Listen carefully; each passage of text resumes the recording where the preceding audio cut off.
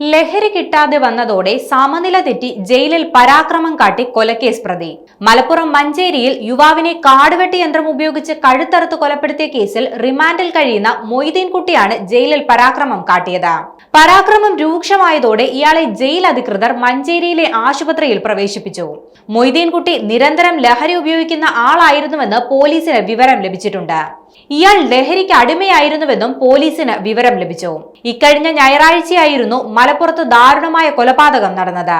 ചാത്തങ്ങോട്ടുപുറം സ്വദേശി നീലാണ്ടന്റെ മകൻ പ്രവീണായിരുന്നു അതിദാരുണമായി കൊല്ലപ്പെട്ടത്.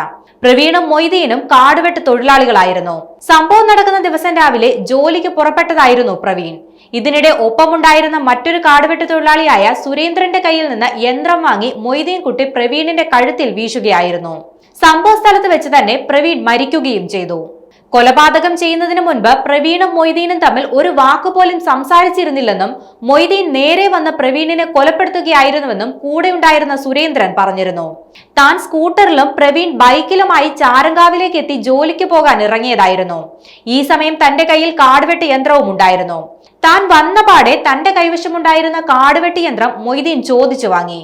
ഈ സമയം പ്രവീണും അവിടേക്ക് എത്തി. തൊട്ടു പിന്നാലെ പ്രവീണിന്റെ പിന്നിലൂടെ പോയി മൊയ്തീൻ കഴുത്തിൽ വീശുകയായിരുന്നു. സംഭവത്തിന് പിന്നാലെ പോലീസ് സ്ഥലത്തെത്തി മൊയ്തീൻ കുട്ടിയെ കസ്റ്റഡിയിലെടുത്ത് മഞ്ചേരി കോടതിയിൽ ഹാജരാക്കി. പ്രവീണും മൊയ്തീനും തമ്മിൽ മുൻപ് തർക്കങ്ങൾ ഉണ്ടായിരുന്നതായാണ് വിവരം. ഇതാണോ കൊലപാതകത്തിലേക്ക് നയിച്ചതെന്ന് പോലീസ് വിശദമായി അന്വേഷിച്ചു വരികയാണ്.